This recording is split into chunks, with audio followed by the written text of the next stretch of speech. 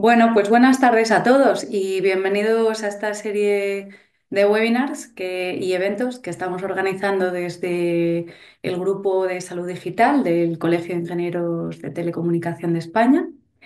Mi nombre es Lucía Osoro, yo soy ingeniera de Teleco y me dedico al mundo de la salud desde 2008. Conmigo tengo hoy aquí un panel de excepción. Tengo al profesor Rubén Casado Arroyo y a mi compañero Julio Jesús Sánchez García. Para que les conozcáis un poquito, pues el profesor Casado es licenciado en Medicina por la Universidad de Cantabria, es especialista en cuidados intensivos y en cardiología.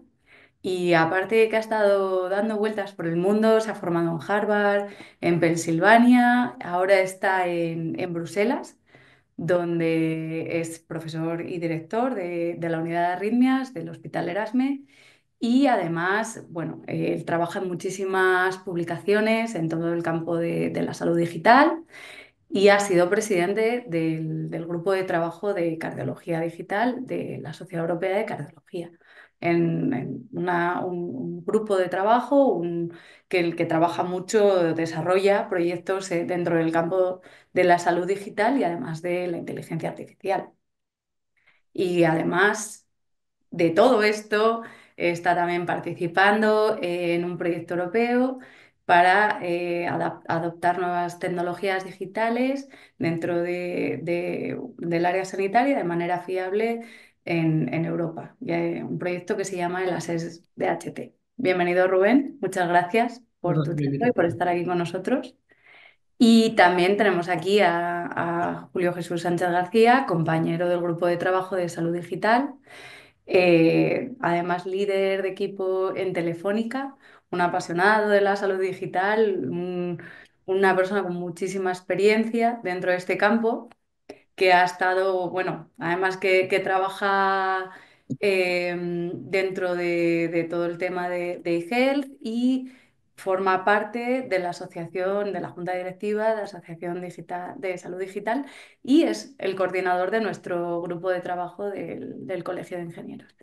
Bienvenido, Julio, muchas gracias también por estar aquí. Muchas gracias, Lucía. Bueno, pues lo primero de todo, me gustaría arrancar el webinar haciendo una pregunta a todos los que, bueno, pues un poco para testear qué os parece desde casa la telemedicina. Y la pregunta que os voy a lanzar es, ¿telemedicina para todo, sí o no? Os voy a poner un link, un QR, espero que lo podáis escanear desde casa. También nuestra compañera lo va a poner en el chat. Son dos preguntitas, telemedicina para todo, sí o no. Y la siguiente pregunta es, ¿cuáles crees que son las principales barreras que se encuentran a la hora de desplegar una red de telemedicina? Cuando nuestros ponentes terminen sus presentaciones, veremos qué respuestas nos dejáis vosotros desde casa y qué opináis de la telemedicina. Y ahora, pues sin más preámbulo, voy a dejar paso a Julio para que nos hable un poco de la telemedicina en España y en general Muy de bien. telemedicina. Bueno, pues vamos a ver si lo conseguimos. Vamos a tratar de compartir la pantalla. Ahí va, me decís si la veis. ¿Sí, Perfecto. no? Sí, ¿Se ve bien? Venga, perfecto. Bueno, pues oye, pues voy a arrancar un poco. Traigo esta presentación sobre telemedicina, formato de Telefónica que es ya del año pasado, y empiezo por ahí porque, bueno, el año pasado en Telefónica, pues estábamos de aniversario porque eran los 100 años de Telefónica. Estuvimos celebrando durante todo el año los 100 años de Telefónica, ¿no? Y bueno, pues no sé, mirábamos hacia nuestro pasado, ¿no? De lo que habíamos hecho todos estos años. Y una de las cosas que veíamos, pues entre las noticias que recopilábamos, a ver si pasa esto, pues era que, fíjate, en el 1930 en Telefónica ya estábamos haciendo telemedicina. ¿De acuerdo? Una de las noticias que nos aparecía ahí en la hemeroteca, por así decirlo, pues era esta noticia curiosa que decía, pues oye, en el 1930 pues, se hizo una experiencia de telemedicina en Telefónica, en el 1930, ¿eh? O sea, que hace tiempo, ¿no? Se llevó a 200 médicos a Gran Vía. Esos 200 médicos, pues a través de un enlace de radio, comunicaron con Argentina y participaron, pues, pues con un estetoscopio, participaron en la exploración de un paciente, hicieron un diagnóstico, ¿no? Entonces, bueno, un hito curioso, ¿no? Evidentemente, bueno, han cambiado mucho las cosas y vamos a hablar hoy de una telemedicina muy distinta a la de 1930, que hace casi 100 años, pero que sepáis que en Telefónica ya estábamos en esto, ¿no? Esta telemedicina, la telemedicina tiene muchas facetas, ¿de acuerdo? Esta, por ejemplo, pues podríamos entender más que es una faceta de telemedicina entre profesionales sanitarios, ¿no? Porque había un profesional sanitario al otro extremo del Atlántico, pero en general la telemedicina, y quizá esta es un poco nuestra visión, pues tiene mucho más que ver con la comunicación entre profesionales sanitarios y pacientes. ¿Cuál es la clave un poco del sistema sanitario mientras ha sido presencial o en el sistema sanitario presencial? Bueno, en general, el tiempo que pasa el paciente en el centro de salud es pequeño. Y además, el profesional sanitario tampoco tiene muchísimo tiempo para atenderle. El profesional sanitario, pues es un poco de superhéroe, porque en un tiempo muy breve, muchas veces, muchas consultas, pues rondan los 10 minutos cuando realmente los tienen, pues tiene que hacer muchísimas cosas. El profesional sanitario tiene que entender al paciente, comprender sus síntomas, explorarle, diagnosticarle, prescribirle un tratamiento, darle indicaciones. Hay poco tiempo en general en la consulta para formar al paciente. Y aparte luego, pues el paciente se va a su casa y cuando se va a su casa, pues, y, oye, pues es una afección leve, pues bien, pero si es una afección más grave, pues normalmente pues empezará a tener dudas, porque el tiempo que ha dispuesto para entender. Y entonces esto le puede llevar pues, a la ansiedad, le puede llevar a bueno, pues tener que volver a visitar el centro médico en busca de más información. Le puede llevar, pues que quizá la adherencia a la medicación, uno de los grandes problemas que tenemos en el ámbito sanitario, pues no sea buena.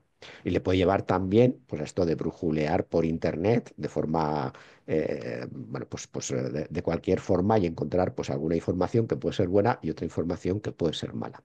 Con lo cual hay un reto, y creo que es un reto importante en conectar de forma remota al sistema sanitario, por un lado, y al paciente, por otro. El paciente, cuando hablamos del paciente en su domicilio, pero no solo, por el paciente también en movilidad, y que ese contacto pues, sea más frecuente y de mayor calidad. Eso ni mucho menos va a deshumanizar el sistema sanitario, sino todo lo contrario, va a humanizarlo más, porque va a haber más contacto, aunque sea remoto, entre los pacientes y los profesionales, y eso pues tiene que redundar en un resultado positivo para el paciente.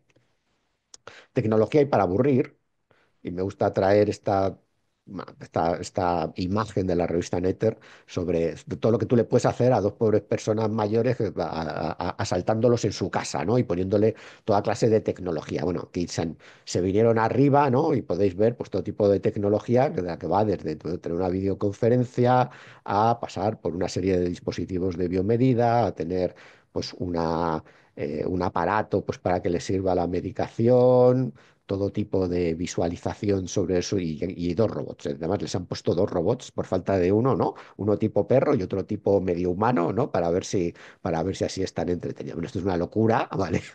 Lo único que quería dejar claro es que hay muchas formas de que hay mucha tecnología, ¿no? Pero también muchas formas de hacerlo, que por supuesto hay que hacerlo con un poquito de sentido común, no siguiendo esta imagen, por favor, que nadie la siga, ¿no? Y también un poco resaltar que esto además tiene como dos partes, ¿no? O sea, veis a las personas, y estas son personas típicamente mayores que están en su domicilio. Aquí se juntan dos ámbitos, porque se juntan lo sanitario, porque estas personas son pacientes, pero probablemente también se junta el ámbito de lo social, porque estas personas, pues seguro que que tienen pues, sus necesidades que tienen que ver con la asistencia social, no solamente con la asistencia sanitaria.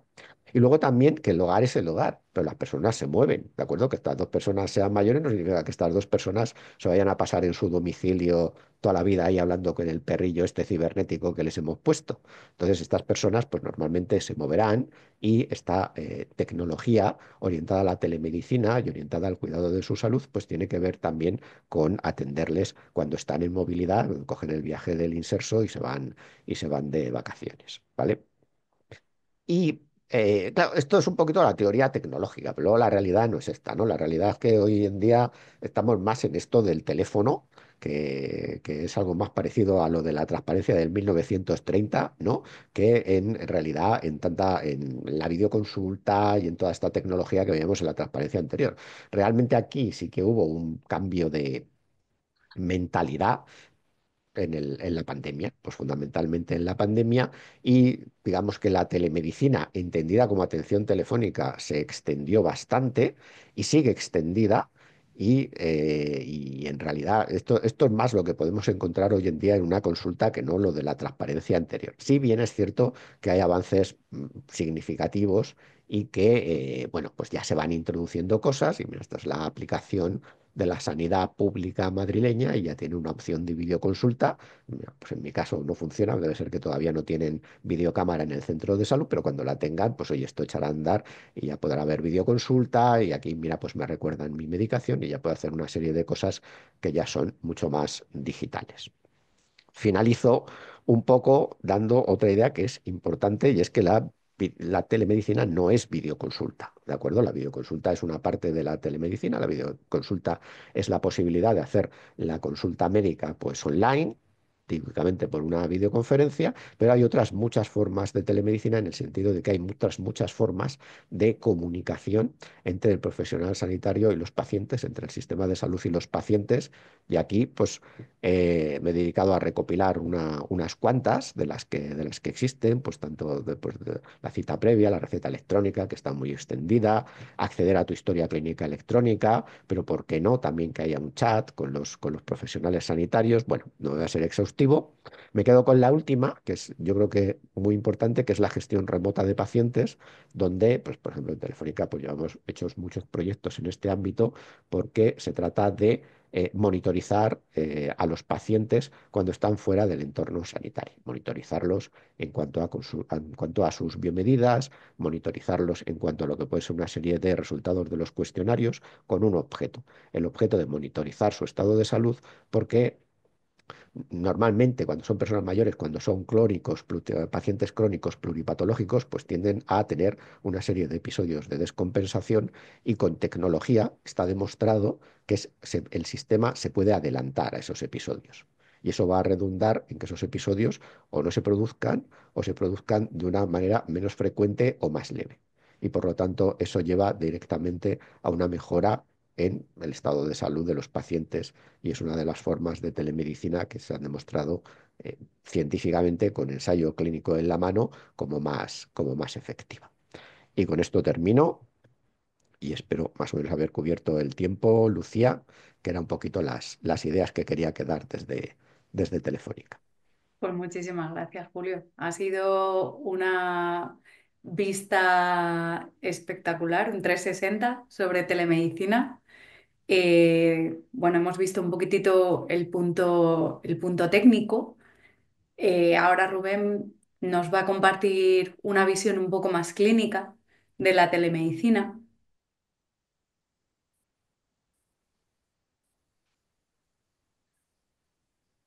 y luego debatimos un poquito las diferencias, ¿no? de esta colaboración. Perfecto, Rubén, adelante. Pues bueno, pues nada, antes de nada, pues muchas gracias, Lucía, muchas gracias, Julio, y a todo el Colegio de Ingenieros de Telecomunicaciones por la invitación.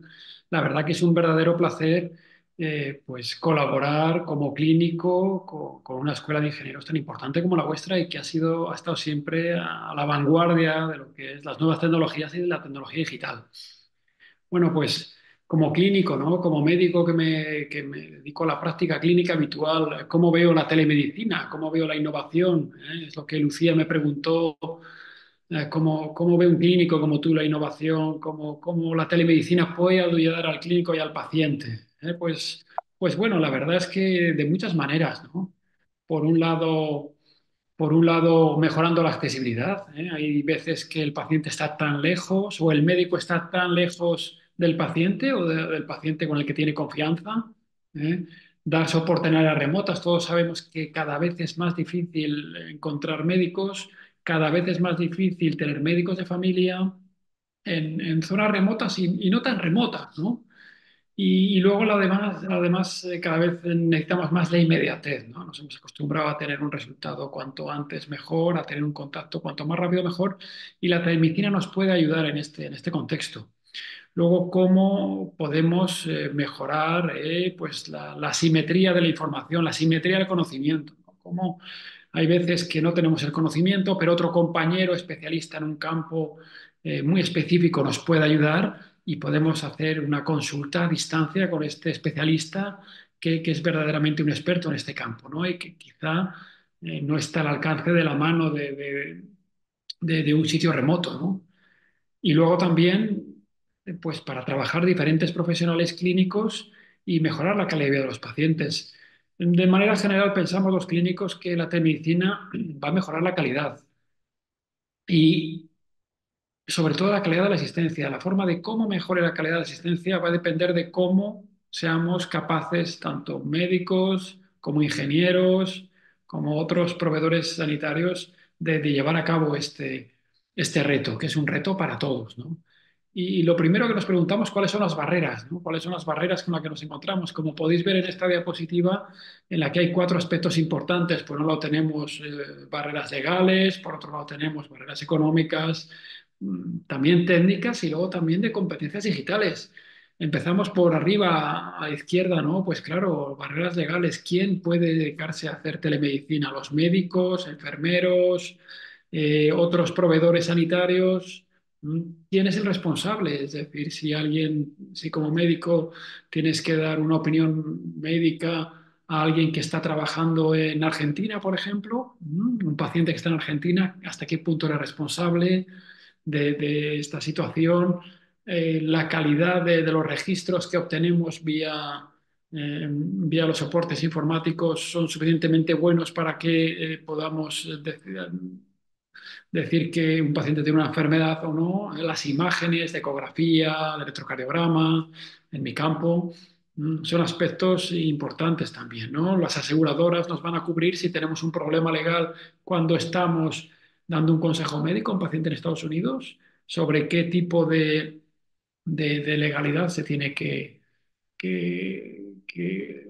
juzgar si hay un problema.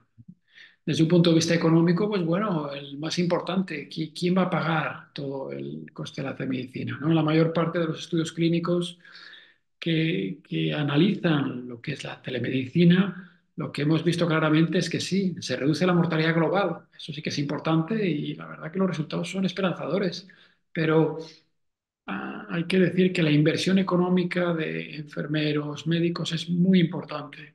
Es decir, cómo nuestros sistemas sanitarios van a encargarse de poco a poco implicar más proveedores sanitarios en este campo. Nuestros sistemas sanitarios van a ser capaces de pagarlo, vamos a tener que recurrir más a iniciativa privada.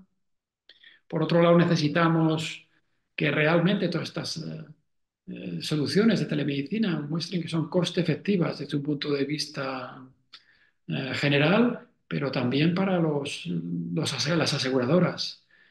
Por otro lado, como clínicos, pensamos que muchas veces nos van a disminuir la carga de trabajo general, pero al final del día lo que vemos es que con tanta tecnología, la carga de trabajo, y como Julio nos ha mostrado con la cantidad de sensores que había en esa imagen para esos dos pacientes, la carga de trabajo aumenta. Y finalmente, ¿quién se va a encargar de pagar? Es decir, ¿cómo se va a pagar un sistema de telemedicina? ¿Es que los diferentes sistemas sanitarios se van a alinear unos al lado de otro para pagar un determinado seguimiento? ¿Sobre qué patologías? ¿Sobre patologías complejas como por ejemplo la insuficiencia cardíaca? ¿Con qué objetivos? ¿Cuáles van a ser los resultados que se esperan? ¿Y cómo vamos a analizar que esos resultados se cumplen, ¿no? En este caso, pues disminución de la hospitalización, mejoría de la calidad de vida, son aspectos económicos que también son importantes en estos momentos en el que la situación económica no es fácil, sobre todo en el mundo sanitario. Luego hay aspectos técnicos. Quizá no sea yo el más adecuado para hablar de esto, ¿no? Pero también hay veces que el acceso a Internet, la infraestructura, muchas veces tenemos que trabajar con diferentes soluciones, diferentes softwares que son totalmente diferentes entre sí. Es decir, estaría bien que cada vez todo sea mucho más fácil de trabajar desde un punto de vista de interoperabilidad. Hay veces que tenemos que trabajar y abrir 8 ventanas diferentes para trabajar con diferentes softwares en nuestra consulta. Eso disminuye nuestra capacidad de trabajo y nuestra concentración. Por último, pensamos que la implicación de todos, no solo médicos, pero sobre todo ingenieros, trabajar todos juntos, tener cada vez más confianza entre unos y otros para mejorar nuestro trabajo día a día es fundamental. Y por último, las competencias digitales son fundamentales. Vemos que las nuevas generaciones, los jóvenes son más nativos digitales, nos piden cada vez más el mundo digital, pero también el sector sanitario, que históricamente ha sido muy conservador, tiene que adaptarse a las nuevas tecnologías, ¿no? No solo los pacientes, pero también los médicos. Finalmente, la confianza entre pacientes, ingenieros, médicos para desarrollar estas nuevas tecnologías es capital y todo esto tiene que ir de la mano de la evidencia científica. En nuestra experiencia en nuestro hospital, en el Hospital Académico de la Universidad Libre de Bruselas, utilizamos la telemedicina para el diagnóstico, para la detección temprana de enfermedades cardiovasculares. En mi campo, principalmente de la fibrilación auricular, pacientes que han tenido, por ejemplo, un accidente cerebrovascular, pacientes que han tenido un episodio de pérdida de conocimiento, se van a su casa con un sistema de telemonitorización. Nosotros hacemos un seguimiento a distancia y en cualquier momento que haya un problema clínico o que veamos que hay una alerta en nuestro sistema seguido por un enfermero y supervisado por nosotros, la alarma salta y podemos llamar al paciente muchas veces antes de que haya un problema con un dispositivo, con un marcapasos o con un desfibrilador. Todo esto también lo llevamos a cabo con el equipo de insuficiencia cardíaca. Muchas veces vemos que hay problemas de alteración, sobre todo descompensación cardíaca, y podemos hacer una detección precoz, como ha dicho Julio, con sistemas digitales y basados en la inteligencia artificial que nos predicen cuando este paciente está empezando a tener un desajuste en lo que es su situación clínica. Y podemos llamar al paciente para aumentar, por ejemplo, un diurético y evitar una hospitalización. La verdad es que el mundo digital está aquí. La medicina ayuda a pacientes, ayuda a los médicos. Con la ayuda de los ingenieros vamos a hacer muchas más cosas importantes en el futuro y el proyecto de implantación de redes de telemedicina requiere que todos trabajemos unidos, tanto los ingenieros como los clínicos, por confianza y sobre todo para desarrollar y dar la mejor calidad a los pacientes hoy y el día de mañana. La formación a los clínicos es importantísima. La mayor parte de los clínicos no estamos formados en la tecnología tan bien como debería ser y contamos con vuestra ayuda para hacerlo en el futuro próximo. Y cada vez se van a hacer más consultas de forma telemática, eso es cierto, pero tenemos que trabajar también con las entidades reguladoras, con los gobiernos, pues también hacer lobby de la mayor forma posible, porque hay muchos gobiernos que ahora, después del COVID, están disminuyendo, por ejemplo, el reembolso de los seguimientos a distancia, de las teleconsultas que estuvieron mucho durante el COVID, para intentar meter ese dinero en otro lado. Es decir, en resumen, para que estos proyectos funcionen, nos tenemos que entender, tanto los ingenieros con los médicos, como los médicos con los ingenieros, para tener el mismo objetivo, que es mejorar la calidad de vida de nuestros pacientes y sus resultados clínicos. Muchas gracias por vuestro tiempo y por organizar este meeting tan interesante. Pues muchas gracias, Rubén, y muchas gracias, Julio, por vuestras presentaciones. Al principio le hice una pregunta a la audiencia, que fue si la telemedicina vale para todo. Aquí la gente dice que sí, que telemedicina para todo. Quiero lanzaros esa pregunta a vosotros. ¿Realmente creéis que la telemedicina, que podemos sustituir, digamos, la práctica clínica por una práctica totalmente a través de la telemedicina? ¿O por contra creéis en un modelo mixto? ¿O cómo veis el futuro de la telemedicina? Bueno, yo creo que el doctor Casado, siendo doctor, se merece él el honor de decir que no, ¿no? Rubén, si No, no, quieres. en absoluto. Yo creo que durante el COVID todos pensamos que se podía reemplazar. La verdad es que no teníamos otra opción. Lo que sí que vemos es que hay una adopción en algunos sectores, en algunos grupos, muy rápida, pero luego vemos también que hay una fatiga. Es decir, que los pacientes a cabo de 2 o 3 meses muchas veces se fatigan. Se fatigan y dicen, me aburre, ¿no? Entonces, por eso también desarrollar estas tecnologías con los pacientes es fundamental. Pienso que el solo a distancia no funciona, por lo menos nuestra experiencia en el hospital no funciona y sí que funciona el aspecto híbrido, es decir, hacer un seguimiento en presencial, que el paciente tenga confianza con la institución, con el clínico, con el grupo de enfermeros, con el equipo y luego una vez que ya la confianza se ha creado, continuar con un seguimiento remoto. Muchas veces esto lo vemos sobre todo en la revalidación cardíaca, después de un infarto, después de una operación de arritmias. Los pacientes van muy bien cuando vienen a nuestra revalidación, pero una vez que empiezan a trabajar, dejan de hacer actividad física. Por eso estamos desarrollando programas de telemedicina o telerehabilitación cardíaca a distancia, porque los pacientes pues tienen sus hijos, luego tienen que trabajar y llegan a casa y dicen, "Uf, ahora no puedo ir al hospital a las 6 de la tarde". Pero sí que podemos, sí que les estamos empezando a seguir ya con sistemas mixtos de actividad física en su propia casa, en el que un fisioterapia nuestro pues sigue su evolución. De esta manera los pacientes no dejan de hacer la actividad y continúan con sus programas y su mejoría de capacidad funcional, que es importante.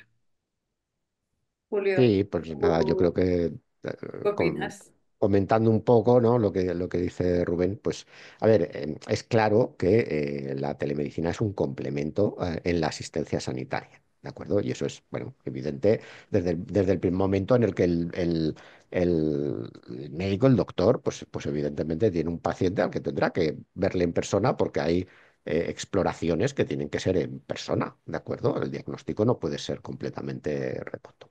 Esto está hasta legislado, ¿de acuerdo? Porque el código deontológico de la profesión médica aquí en España, pues digamos que se actualizó un poco de urgencia durante la pandemia, porque antes de la pandemia esto de la telemedicina pues no estaba muy legislado, ¿no? Y allí pues lo actualizaron un poco de urgencia y luego ya se le dio carta de naturaleza y hay un capítulo entero en el código deontológico pues dedicado precisamente a esto, ¿no? A decir un poco pues cómo los médicos pueden hacer buena telemedicina. ¿De acuerdo? Y como evidentemente, pues la conclusión es la misma que está dando Rubén, en el sentido de que hay que hacer una adecuada combinación de lo que es lo presencial con lo que es lo remoto. Y esto además es un poco muy lógico y muy normal y muy propio de cualquier servicio para el que se hace la transformación digital. La transformación digital, cuando se aplican los servicios y la sanidad, pues es muy importante, pero no deja de ser un servicio. Pues cuando se transforman los servicios, se crean servicios que se le llaman nativos digitales. Y los servicios nativos digitales no son servicios 100% digitales, son servicios que combinan lo presencial y lo remoto, pues para dar una mejoría, un mejor servicio más integral y más extremo a extremo a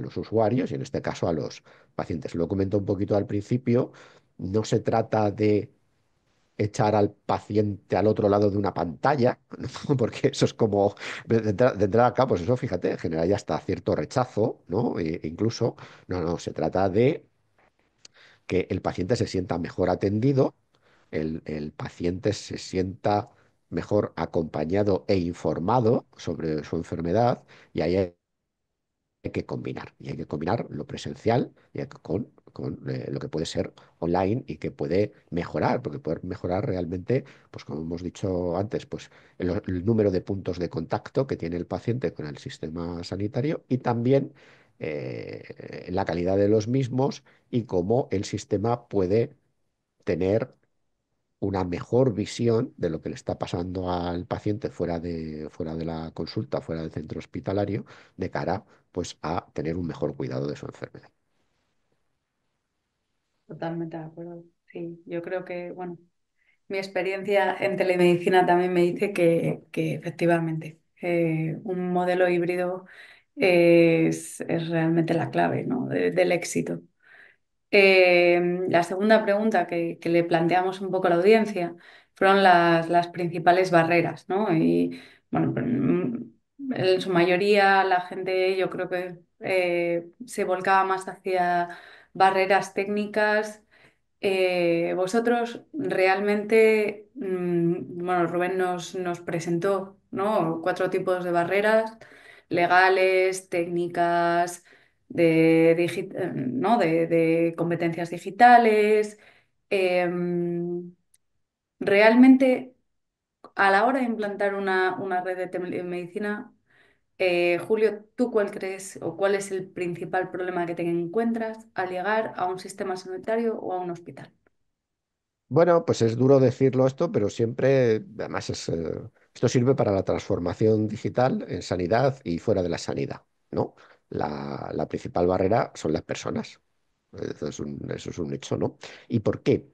Pues porque la transformación digital, en este caso de la sanidad, la salud digital, la telemedicina, pues tiene que ver con cambiar los procesos. No tiene que ver con tener los procesos que tú tienes y ponerles encima tecnología, cosa que en general es una mala forma de hacer transformación digital y que nunca da buen resultado. No, se trata de repensar los procesos y hacerlos diferentes, teniendo en cuenta que ese hacerlos diferentes va a incluir la tecnología como una pieza importante de cara a mejorarlos. Y esto, la gente que está en los procesos no le gusta. ¿Por qué? Porque a nadie nos gusta cambiar nuestra forma de hacer las cosas. Los seres humanos somos seres de costumbres, nos acostumbramos a un caminito, nuestro caminito es conocido y cuando nos sacan del caminito nos cuesta. Entonces, una cosa que no se cuenta mucho, transformación digital, yo trato de contarlo en todos los cursos y siempre un poco sorprende, ¿no? Es que la transformación digital es doloroso, tiene su parte de dolor, porque se trata de que hay unas personas que hacen las cosas de una forma y acaban haciendo las cosas de otra forma. Y eso pues esto tiene su parte, pues evidentemente, como ha mencionado el doctor Casado, pues de la capacitación, pero no solamente de la capacitación, sino también de la voluntad de las personas. Y aquí pues podríamos hablar un poquito de liderazgo, ¿no? Del liderazgo necesario en las organizaciones para poder implantar, por ejemplo, cosas como la telemedicina. O no es posible hacer este tipo de cambios sin que la gente entienda que el cambio es necesario y acepte el cambio. Y para que acepten el cambio, pues se necesita cosas, como hemos dicho, como la capacitación, pero también la voluntad y también el convencimiento de que, oye, el cambio es bueno para los profesionales sanitarios, para los pacientes y para el sistema.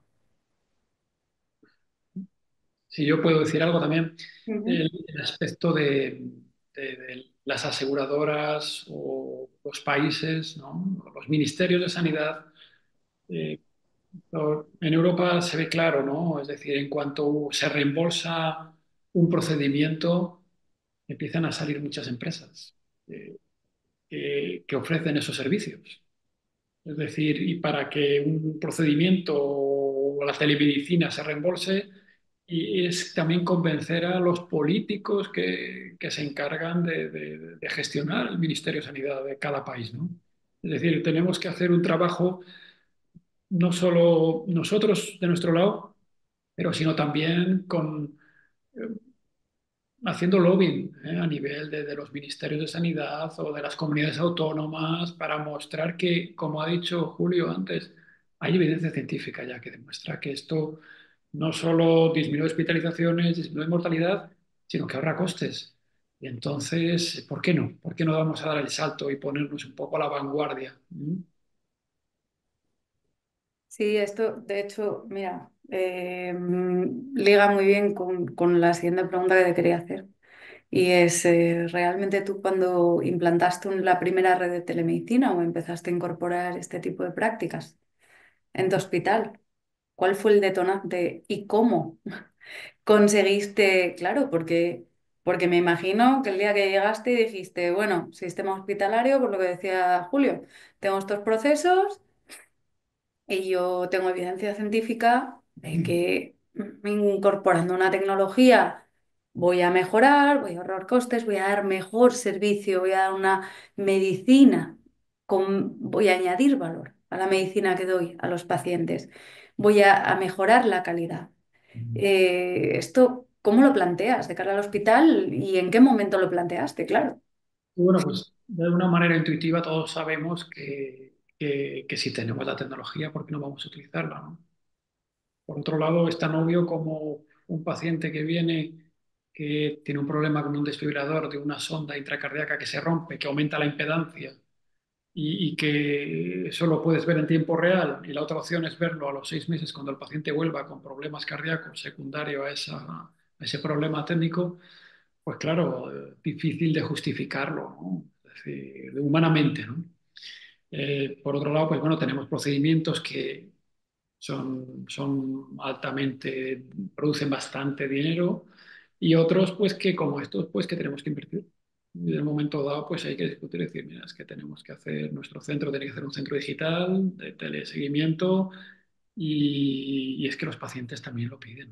Cada vez los pacientes están más ilustrados, seamos realistas, y se quieren llevar a su casa el aparatito, quieren que tener contacto con el médico, quieren que cuando se ponen ahí su seguimiento a distancia, dicen, ah, pues mira, me están siguiendo desde el hospital. Es decir, nos cuesta horas de trabajo de enfermería, pero lo compensamos con otros procedimientos que generan dinero y así podemos pagar un enfermero que nos hace el seguimiento a distancia. Es una decisión casi, pues como ha dicho Julio antes, ¿no? Es una decisión casi más política, de cambiar procesos y mentalidades y convencernos a nosotros mismos y a los gestores del hospital de que eso es el futuro, que lo es, pero que hay que invertir. Nada es gratis, ¿no? Y el dinero que metemos en un sitio lo tenemos que quitar de otro. Y lo mismo pasa a nivel de los ministerios de sanidad. Cuando dan un reembolso para un seguimiento a distancia de insuficiencia cardíaca, un teleseguimiento, lo tienen que quitar de otra parte y de otras cosas. Pues bueno, la calidad y la evidencia científica está de nuestro lado y de vuestro lado también. Sí, y Sí, yo además, creo que aquí estáis. Sí, perdón. sí, no, andando en lo que dice Rubén, ¿no? Claro, has comentado un punto que es súper importante y súper interesante, ¿no? Es decir, los pacientes son pacientes, pero también son personas. Entonces, en otros aspectos de su vida, pues ya tienen un grado de digitalización, ¿de acuerdo? Además, la sanidad llegó tarde a esto de la transformación digital. La sanidad, pues en general, ha ido por detrás de otros sectores.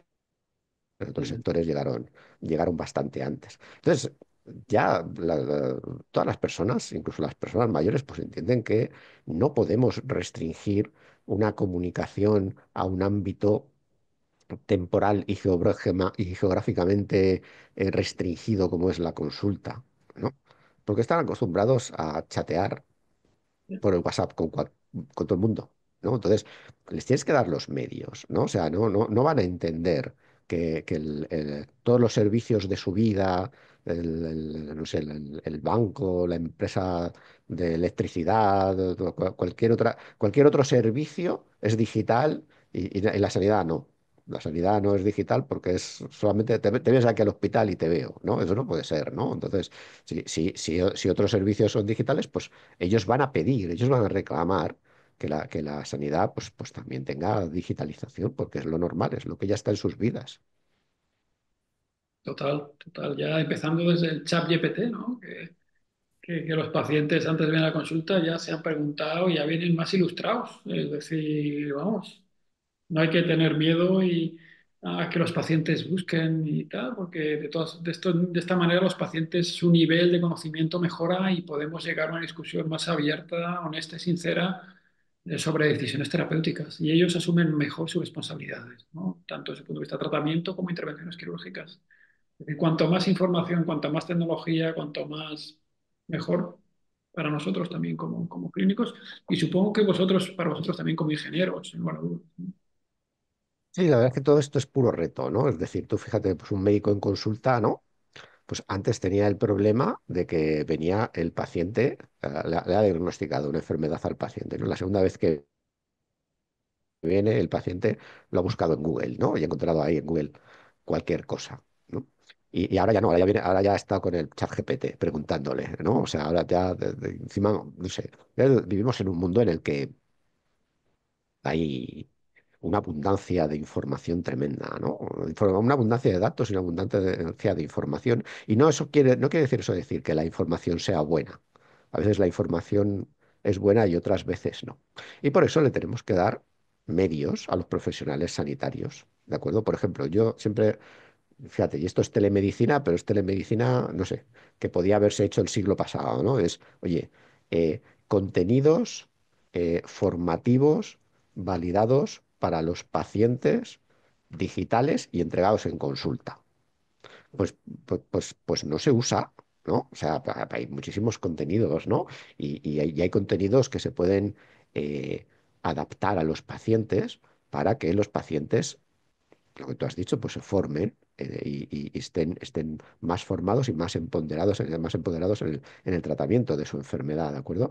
Pero esto en general no se usa y era tan simple como que, pues efectivamente, todos los servicios de salud sistematicen en sus guías clínicas que, oye, pues un paciente está recién diagnosticado de diabetes o recién diagnosticado de POC, pues oye, el profesional sanitario le va a poder poner a su alcance una serie de medios digitales para entender cuál es su enfermedad, para formarse en su enfermedad. ¿Por qué no un chat GPT que no sea chat GPT, sino que sea un servicio validado por el servicio de salud y gestionado por el servicio de salud en el que el paciente pueda preguntar sus dudas? Fíjate qué útil, ¿no? Bueno, pues este tipo de cosas que no son tecnología punta tampoco, ¿eh? O sea, no estamos hablando de tecnología punta, pero que realmente marcarían la diferencia mucho en cuanto a el paciente, pues lo que encuentra y el paciente lo que sabe, lo que conoce y cómo se trata él a sí mismo y cómo gestiona él mismo su enfermedad. Eso la verdad que Has es... hecho ahí un comentario que a mí me gustaría lanzar un poco la pregunta también al clínico. Todo este tipo de contenidos, ¿qué se deberían de gestionar de cara a sociedades médicas, según guías clínicas? ¿Qué tipo de formato crees que es mejor para convertir con los pacientes? ¿Cómo crees que esto se puede incorporar en el flujo de trabajo del hospital o de la clínica? ¿No? ¿Cómo lo aplicarías en tu práctica clínica? Pues bueno, la verdad es que eso es un empezar y un acabar, ¿no? Es decir, como ha hecho Julio, estaría genial tener un chat GPT de cada institución. Pero yo, claro, yo digo, joder, ¿quién paga esto? ¿No? Es decir, el coste de esto sería terrible. Y la verdad es que entre compañeros, a nivel de la institución, lo hablamos, ¿no? Y decimos, estaría genial, pero bueno, cada vez más va a ir vamos en esta dirección, porque los pacientes necesitan de alguna manera que se les guíe, ¿no?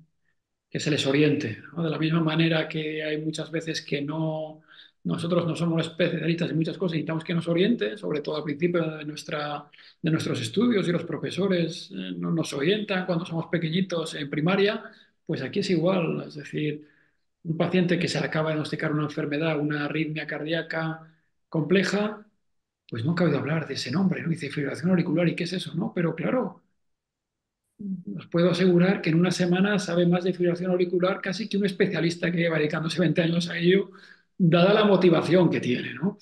Entonces, pues claro, en este contexto, orientar, simplificar, hacer las cosas fáciles, evitar el- los miedos y también los miedos a los nuevos tratamientos, a los tratamientos farmacológicos, eso es un aspecto fundamental de lo que decía Julio, de este ChatGPT solo para una institución orientado a un paciente, ¿no?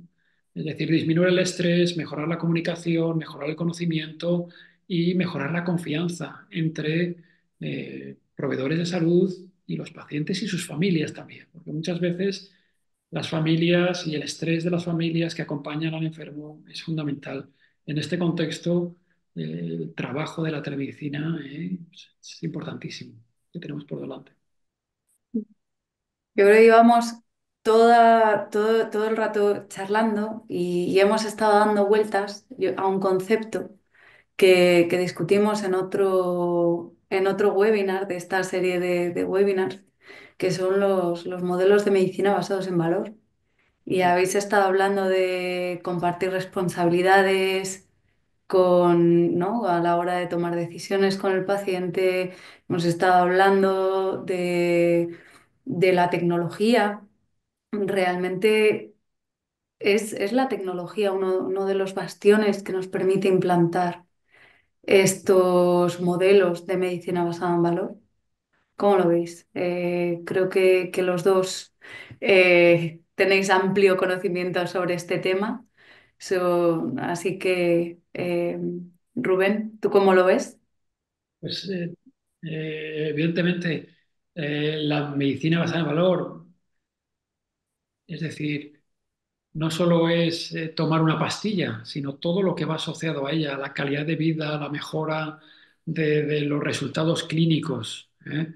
Eso es lo que al final el paciente le interesa, ¿no? No solo hacer muchos procedimientos o muchas operaciones, sino que al final del día el paciente se encuentre mejor, que no tenga la fatiga, la disnea, la falta de aire, las palpitaciones, el dolor torácico, y le preguntas y le digas al paciente: usted, desde que hemos empezado el tratamiento, ¿cómo se encuentra? ¿Todas estas cosas han mejorado o no? Dicen, sin lugar a dudas. O igual prescribimos un tratamiento que dice: mire, doctor, es que esto que me está usted lo vendrá en sus artículos, pero no me ha servido para nada y yo me sigo igual de fatigado y con dolor torácico y con palpitaciones que antes. Es decir, tenemos que orientarnos hacia una medicina eh, que aporte un valor claro al paciente, que el paciente sea capaz de identificarlo y en el que trabajemos todos juntos, ingenieros de la mano de eh, sanitarios para mejorar la calidad de vida de los pacientes. Julio, ¿tú cómo lo ves? Sí, bueno, pues lo veo también que precisamente, bueno, pues en la Asociación de Salud Digital, que yo soy parte de la asociación desde hace, bueno, cumplimos ahora 10 años en la Asociación de Salud Digital, pues precisamente tenemos un grupo sobre esto, sobre salud basada en valor y sobre salud digital basada en valor. Y a lo largo pues, de los últimos años pues, hemos ido trabajando el concepto y tenemos un par de informes publicados que se pueden descargar desde la web de la asociación. Y bueno, pues yo creo que tiene todo el sentido del mundo el concepto porque bueno, pues, uno de los aspectos clave de la salud basada en valor es recibir los inputs desde los pacientes, ¿no? Los famosos prompts, los famosos prems, ¿no? Entonces, tiene todo el sentido del mundo que efectivamente lo digital tenga parte al entrar dentro de lo que son los servicios y al crear estos servicios digitales, pues que la tecnología sea, pues por un lado, un habilitador del valor y por otro lado, una herramienta que nos permite medir el valor de lo que estamos aportando a los pacientes con las intervenciones sanitarias. Y Lucía, ¿tú cómo lo ves? Porque yo sé que tú has publicado varios artículos en este campo de medicina basada en el valor. ¿Cuál es tu visión? Porque también Julio y yo estamos interesados en escucharla. Bueno, pues realmente, o sea, yo creo que la digitalización sí que nos va a ayudar con toda la parte de, pues lo que dice Julio, ¿no? La medicina basada en valor se basa mucho en evaluar la calidad del proceso asistencial, de la calidad asistencial al paciente, y yo creo que realmente la tecnología en muchos casos nos ayuda a gestionar esa cantidad enorme de datos que se generan a la hora bueno, pues de evaluar los resultados del paciente. Pero también hay una serie de procesos que se pueden optimizar dentro de, bueno, pues lo que estábamos hablando, el tomar decisiones compartidas con el paciente, el que el paciente tenga acceso a más información, a que el paciente tome decisiones informadas. Yo creo que hay muchísimo potencial y luego vuelvo un poco a lo que dijo Julio al principio, ¿no? Quizás la medicina o quizás el sector sanitario ha sido uno de los sectores que se ha transformado digitalmente más tarde en el tiempo. Y eso también, de alguna manera, está afectando o bueno, no está afectando, pero bueno, estamos viendo que estamos adoptando tecnología o sea, que la tecnología está ahí, pero que no se está implantando quizás como tan rápido como se está implantando en otros sectores, ¿no? Vamos un poco como, no diría retrasados, pero bueno, no somos early adopters de la tecnología, vamos a Ujú. ponerlo ahí. Entonces, bueno, pues creo que realmente el futuro es ese. Creo que es hacia donde a donde están evolucionando todos los modelos sanitarios en Europa bueno, principalmente en el mundo occidental, vamos a dejarlo ahí, pero creo bueno, que exige un cambio a nivel institucional en muchos aspectos, pero que es hacia donde vamos a ir en los próximos años y es hacia donde veremos la evolución. No sé si No, vosotros no, no, veis. estoy de acuerdo, estoy totalmente de acuerdo contigo. Ujú. Sí.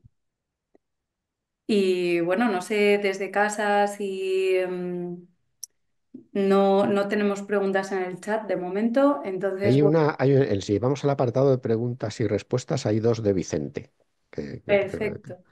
que podemos Aquí, ver, que no sé si les podemos dar acceso, yo creo, a los que están entre el vamos a ver, público. vamos a ver. Pues nos están preguntando, como ingeniero, poniéndose el gorro de paciente, ¿qué está en la mano de un paciente para hacer uso de los servicios de telemedicina? O si simplemente depende de que su proveedor de salud lo oferte. Sería necesario que el paciente reciba una formación específica para que pueda acceder a estos servicios. Pues voy a Ver, empezar por Rubén. En el hospital, ¿cómo lo veis? ¿Depende del proveedor del hospital o son los pacientes los que llegan y te dicen, espera que te voy a hacer un FaceTime y te Sí, voy a bueno, contar que tengo una arritmia? sí, hay varias plataformas, ¿no? Por ejemplo, desde un punto de vista práctico, en Bélgica los pacientes tienen acceso a todos sus documentos. Luego ahora estamos discutiendo lo que se llama el European Health Data Space, el espacio de datos europeo, en el que, pues, por ejemplo, un belga va a Málaga, se rompe el tobillo y tiene un problema cardíaco y entonces el cardiólogo de Málaga puede ver lo que se le está haciendo en las operaciones que ha tenido cardíacas en Bélgica, sin tener que volver a repetir otra vez todos los textos que se hacían antes, ¿no? Eso desde un punto de vista inicial. Y luego ya, pues bueno, aspectos prácticos, pacientes que tienen dispositivos implantados, pacientes que tienen su smartphone y tienen aplicaciones, pues la verdad es que se lo proponemos y muchos de ellos les encanta, ¿eh? Es decir, sin ningún problema, cada vez la gente les gusta más estar conectados porque yo creo que también les da seguridad el hecho de tener ahí su pequeña ventana de conexión con el hospital. Hay algunos que no quieren, pero la mayor parte de la gente sí. Y luego la Unión Europea está caminando en este camino, en esta determinación de espacio único europeo, bases de datos potentes, bases de datos de calidad, también en un entorno en el que el utilizador último será sistemas de inteligencia artificial para mejorar nuestra capacidad a nivel global frente a Estados Unidos y China. Es decir, yo creo que detrás de todo esto hay un interés a nivel de la Unión Europea de mejorar las bases de datos y de los datos de nuestros pacientes para ser más competitivos. Es decir, todo está relacionado y no tenemos que olvidarlo. Julio, tú antes nos presentabas la app de salud del servicio madrileño y nos decías que en tu centro de salud de momento no ofertaban este servicio. ¿Tú cómo lo ves? Bueno, De cara a la tecnología. contestando a la pregunta de Vicente, para que no se quede sin contestar, pues, oye, yo creo que si un paciente tiene que recibir formación específica para acceder a estos servicios es que hemos fracasado, ¿no? A la hora de implantarlos, ¿no? Es decir, pues nadie recibe formación de su banco para acceder a la aplicación del banco, ni recibe formación de WhatsApp por parte de Meta para acceder al WhatsApp, ¿no? Los servicios digitales tienen que ser autoformativos, igual que, no sé, pues lo son todos, ¿no? Y luego, oye, pues otra cosa es que efectivamente, pues la estabilización, ¿no? Decíamos, el Servicio Madrileño de Salud, pues va desplegando, ¿no? Y la tecnología se va desplegando y eso también es lógico porque lo ha dicho Rubén, ¿esto quién lo paga, no? Pues la tecnología requiere inversión, ¿no? Entonces los servicios, pues oye, pues se van modernizando poco a poco. eh, y claro, pues son los servicios de salud los que implantan la telemedicina, porque es lo lógico, lo que es normal. Oye, si el tuyo no lo tiene y tienes otro servicio de salud a mano, porque tu sistema sí te lo permite, pues podrás elegir. Y si no puedes elegir porque estás en un país pues, donde los servicios de salud pues, son, por así decirlo, únicos, pues ahí pues te tienes que esperar a que efectivamente tu servicio de salud pues implante la telemedicina. Pero bueno, esto es un poquito cuestión de tiempo, ¿no? Yo creo que es un poco, pues Rubén también lo ha mencionado, que tenemos herramientas ya a nivel europeo, como el espacio europeo de datos sanitarios, que poco a poco, pues esto, yo creo que todas las administraciones y todos los prestadores y todos los actores de este sector, pues son conscientes de esto y esto pues va a ser, es una realidad, ¿no? Yo creo que ha cambiado muchísimo en los últimos años el panorama y es una cuestión de tiempo que esto esté en el día a día de todos nosotros. Pues sí, tenemos otra pregunta. Lo que pasa es que se nos está acabando el tiempo. Es con respecto a los modelos de reembolso, ¿no? Para hacer en la sanidad pública, para hacer sostenible todo el tema de tendencias y nuevas ideas, para que el paciente no tenga que pagar de manera directa. Bueno, no sé si Mm. podéis comentar rápidamente, 30 segundos. Brevísimamente, pues yo diría que la sanidad, el entorno sanitario público y privado lleva pagando por tecnología toda la vida, ¿eh? O sea, no es nada nuevo. La tecnología es una parte muy importante de la medicina, ¿no? Como Rubén pues, nos puede explicar que él pues, vivirá ahí atado a la tecnología, pero la tecnología en la vida de un médico es muy importante. Entonces, bueno, es cuestión yo es un poco lo que ha dicho Rubén antes, que es más cuestión de decisión política que de otra cosa, ¿no?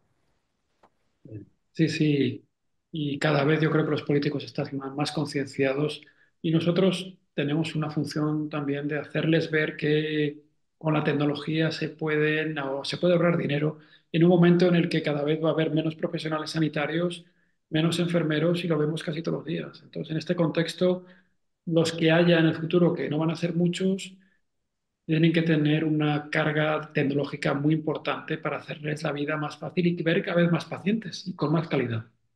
Yo lo veo así, los políticos lo van a entender fácilmente. Es decir, pero tenemos que trabajar duramente en ello para convencerles todavía.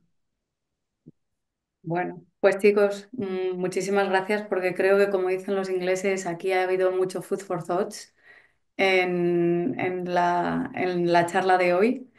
Eh, para todos los que, bueno, esto como hemos dicho es parte de una serie de webinars que organizamos desde Salud Digital. Animo a los jóvenes ingenieros de Teleco a que se embarquen en esta aventura que es la salud digital, porque realmente aquí estamos viendo que tiene un potencial enorme, que es una parte muy bonita de nuestra profesión y que la colaboración entre clínicos y ingenieros realmente puede llegar a crear cosas, proyectos increíbles, ¿no? Que pueden ayudar a muchísima gente y que pueden mejorar la vida de muchísimas personas. Así que, nada, animaros todos a eso, a dedicaros al mundo de la salud, a ayudar a las nuevas generaciones y a seguir, bueno, pues nuestro canal de webinars de salud digital, que desde aquí intentamos compartir, bueno, pues tendencias sobre cómo la tecnología está avanzando en este campo. Y bueno, pues muchas gracias a los dos. Rubén, que te has conectado desde Bruselas, muchísimas gracias. Julio, muchísimas gracias por todo, por estar aquí hoy, por compartir con nosotros. Ha sido Y un placer, Lucía, el compartir estos minutos con vosotros. pues nada, muchas gracias y hasta la próxima, hasta el próximo webinar. Muy bien, muchas gracias a todos. Chao. Gracias.